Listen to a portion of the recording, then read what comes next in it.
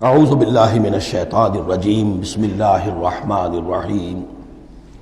یہاں وہ پہلا حصہ جو ہے نصف اول کا ثلث اول، یعنی نصف اول جو ہے سورہ مبارکہ کا، میں نے عرض کیا تھا کہ اس میں پہلی آیات 32 ہیں، جنرل ہیں، تمہیدی ہیں، دین کے بڑے جو گہرے اصول ہیں وہ ہیں، دعائیں تلقین کی گئی ہیں، محکمات اور متشابہات کا فرق واضح کیا گیا ہے۔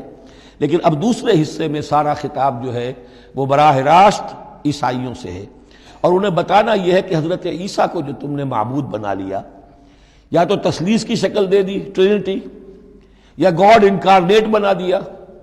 تثلیثیں بھی دو طرح کی رہی ہیں، اللہ بھی اور مریم بھی اور عیسیٰ بھی، اور دوسری تثلیث جو ہے جو اب دنیا میں عام ہے وہ ہے اللہ اور روح القدس اور حضرت عیسیٰ۔ تو یہ جو تثلیثیں تم نے ایجاد کر لی کہ کوئی بنیاد نہیں ہے، یہ تمہاری کج روی ہے، تم نے غلط شکل اختیار کی ہے۔ عیسیٰ علیہ السلام بہت برگزیدہ پیغمبر تھے، ہاں ان کی ولادت معجزانہ طریقے پر ہوئی ہے، لیکن اگر ان کی ولادت معجزانہ طریقے پر ہوئی ہے تو ان سے متصلاً قبل یحییٰ کی جو ولادت ہوئی ہے وہ بھی معجزانہ ہوئی ہے، وہ بھی کوئی کم معجزہ نہیں تھا۔ تو معجزے، اور پھر آدم کی جو ولادت ہوئی، یا آدم کو جو پیدا کیا اللہ نے، تو ظاہر بات ہے کہ وہ اپنی جگہ پر جہاں سے نسل انسانی کا آغاز ہوا، تو یہی بات اگر دلیل ہو جائے الوہیت کی تو یہ تو پھر آدم کو بھی الہ مانو اور یحییٰ کو بھی الہ مانو۔ تو ساری بحث اس پر ہو رہی ہے۔ ان اللہ اصطفیٰ آدم و نوحا وآل ابراہیم وآل عمران علی العالمین، یقیناً اللہ نے چن لیا آدم کو اور نوح کو اور آل ابراہیم کو اور آل عمران کو تمام جہان والوں پر، تمام جہانوں پر نہیں، تمام جہان والوں پر۔ حضرت آدم علیہ السلام کا بھی استفاء ہوا ہے۔ اس میں کچھ ان لوگوں کے لیے دلیل بنتی ہے جو سمجھتے ہیں کہ جو تخلیق آدم ہے اس میں پہلے کوئی سپیشیز وجود میں آئی تھی، اور اس سپیشیز، اس نوع کے ایک فرد کو اللہ نے چن کر اس میں پھر اپنی روح پھونکی ہے تو وہ آدم بن گئے۔ تو وہ بھی سلیکٹڈ تھے۔ استفاء کے معنی ہوتا ہے کسی میں سے چن لینا، بہرحال ایک عام معنی بھی ہو جاتے ہیں، پسند کر لینے کے معنی بھی ہو سکتے ہیں۔ ان اللہ اصطفیٰ آدم و نوحا، اور پھر نوح کو پسند کیا، آل ابراہیم، ابراہیم کے گھر کو، ان کے خاندان کو، وآل عمران۔ عمران جو ہے بنی اسرائیل کی تاریخ میں دو عظیم شخصیتوں کے نام ہیں، ایک تو حضرت موسیٰ کے والد کا نام بھی عمران تھا، اور ایک حضرت مریم کے والد کا نام بھی عمران تھا۔ حضرت عیسیٰ کے نانا عمران ہوئے اور حضرت موسیٰ کے والد عمران تھے۔ یہاں پہ غالباً حضرت موسیٰ کے والد مراد ہیں، لیکن چونکہ آگے سارا معاملہ حضرت مریم کا آ رہا ہے تو شاید عین ممکن ہے کہ یہاں پر اشارہ ان کے نانا کی طرف ہو۔ ذریۃ بعضھا من بعض، اور یہ سب جو ہے ایک دوسرے کی نسل سے ہیں، ایک دوسرے کی اولاد سے ہیں۔ نوح حضرت آدم کی اولاد سے ہیں، ابراہیم حضرت نوح کی اولاد سے ہیں، پھر ان کے پورا خاندان بنی اسماعیل، بنی اسرائیل، یہ ان کی اولاد میں سے ہیں۔ واللہ سمیع علیم، اللہ سمیع اور علیم ہے۔ اس قالت امرأۃ عمران رب انی نذرت لک ما فی بطنی محررا فتقبل منی۔ اب یہ جو عمران کی بیوی ہیں یعنی حضرت مریم کی والدہ، یہ بہت نیک عورت تھی، بہت ہی متقی، نیک، زاہد۔ ان کو حمل ہوا تو انہوں نے پروردگار سے ایک منت مانی، نظر مانی، رب انی نذرت لک ما فی بطنی، جو میرے پیٹ میں جو بھی بچہ اے اللہ تو پیدا فرما رہا ہے میں تیری ہی نظر کرتی ہوں، یعنی دنیاوی کوئی ذمہ داریوں کا بوجھ اس پر نہیں ہم ڈالیں گے، اور ہیکل کی خدمت کے لیے، دین کی خدمت کے لیے، تورات کی خدمت کے لیے اس کو وقف کر دیں گے، ہم اپنا بھی کوئی بوجھ ان پر نہیں ڈالیں گے، اس توقع میں کہ اللہ بیٹا عطا کرے گا۔ محررن کے مطلب ہے اسے آزاد کر دیں گے، تحریر آزاد کر دینا، حر سے، کہ کوئی ذمہ داری اس پر نہیں ہوگی، اسے ہم خالص کر دیں گے تیرے دین کی خدمت کے لیے اور ہیکل کی خدمت کے لیے۔ فتقبل منی، تو اے اللہ میری اس نظر کو تو قبول فرما لے، شرف قبول عطا فرما۔ انک انت السمیع العلیم، یقیناً تو سب کچھ سننے والا اور سب کچھ جاننے والا ہے۔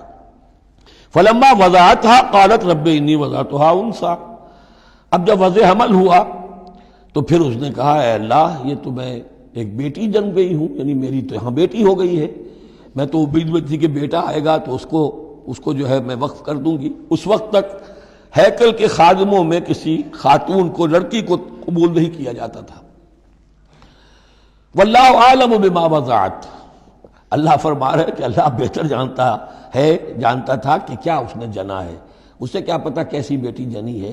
ولیس الذکر کالانثی، اور کہاں ہوگا کوئی بیٹا اس بیٹی جیسا. اس کے دونوں معنی کیے گئے. ایک تو ایسا کہ یہ گویا کہ قول مانا جائے حضرت مریم کی والدہ کا کہ لڑکا تو لڑکی کی طرح نہیں ہوتا، اب لڑکا ہوتا تو میں اسے خدمت کے لیے وقت کر دیتی، یہ تو لڑکی ہو گئی. اور ایک یہ بھی ہے کہ اللہ کی طرف سے اس کو مانا جائے واللہ اعلم بما وضعت ولیس الذکر کالانثی، کوئی بیٹا ایسا ہو ہی نہیں سکتا جیسی بیٹی تمہیں دی ہے. وَإِنِّي سَمَّيْتُهَا مریم، اور وہی اب ان کا کلام شروع ہوا ان کی والدہ کا مریم کی، میں نے اس کا نام مریم رکھا ہے. وَإِنِّي أُعِيذُهَا بِكَ، اور اے اللہ میں اسے تیری پناہ میں دیتی ہوں، وَذُرِّيَّتَهَا، اور جو بھی اس کی اولاد ہو نسل ہو اس کو بھی تیری پناہ میں دیتی ہوں، من الشیطان الرجیم، مردود شیطان کے حملے سے، کہ اللہ ان کو مریم کو بھی اور اس کی آنے والی اولاد کو بھی تو بہت ہی اپنی حفاظت میں رکھیو، شیطان سے بچائیو. فتقبلها ربها بقبول حسن، تو قبول فرما لیا انہیں، یعنی حضرت مریم علیہ السلام کو ان کے رب نے بڑی ہی عمدگی کے ساتھ قبول حسن، شرف قبول عطا فرمایا بڑی ہی خوبصورت انداز میں. وَأَنبَتَهَا نَبَاتًا حَسَنًا، اور ان کی پرورش کی بہت ہی عمدہ طریقے پر، بہت اعلیٰ طریقے پر. وَكَفَّلَهَا زَكَرِيَّا، اور ان کو کفالت میں دے دیا، تربیت میں دے دیا حضرت زکریا کے. یہ حضرت زکریا جو ہیں یہ خالو تھے حضرت عیسیٰ علیہ السلام کے، حضرت مریم کے خالو. تو ہم ان کی تحویل میں، اور وہ اس وقت کے چیف کاہن تھے، chief priest of the temple, ہیکل سلیمانی کے وہی نبی بھی تھے اور وہی وہاں کے سب سے بڑے جو ہیں، جو آج کل ہم سمجھتے ہیں مجاور وغیرہ، تو وہ مقام ان کا کاہنوں کا ہوتا تھا. وَكَفَّلَهَا زَكَرِيَّا كُلَّمَا دَخَلَ عَلَيْهَا زَكَرِيَّا الْمِحْرَابَ، جب کبھی بھی زکریا ان کے پاس جاتے تھے محراب میں، وجد عندها رزقا، وہ دیکھتے تھے محراب حجروں کی شکل کے اندر جو جیسے بنے ہوتے ہیں مسجدوں کے ساتھ، تو ایسے ایک حجرہ ان کو دے دیا گیا کہ یہ اللہ کے لیے نظر کی گئی ہے اور ان کو قبول کر لیا گیا ہے، تو اب ان کے لیے یہاں پر یہ حجرہ ہے، اس میں وہ رہتی ہیں. لیکن جب بھی وہ حجرے میں جاتے تھے تو دیکھتے تھے ان کے پاس کھانا، میوے رکھے ہیں بغیر موسم کے. اور بعض لوگوں کی رائے یہ بھی ہے کہ یہاں سے مراد مادی کھانا نہیں ہے بلکہ علم و حکمت، کہ جب حضرت زکریا ان سے بات کرتے تھے تو یہ کہ انہیں حیران رہ جاتے تھے کہ اس لڑکی کو یہ اس قدر حکمت کہاں سے مل گئی، اتنی معرفت کہاں اس کو حاصل ہوئی.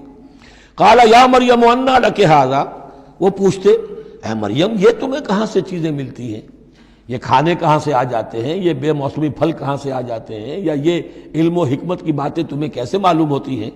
قالت هو من عند اللہ، تو وہ کہتی تھیں یہ سب اللہ کی طرف سے ہے، اس کا فضل ہے، اس کا کرم ہے. ان اللہ یرزق من یشاء بغیر حساب، یقیناً اللہ تعالیٰ جس کو چاہتا بغیر حساب عطا کر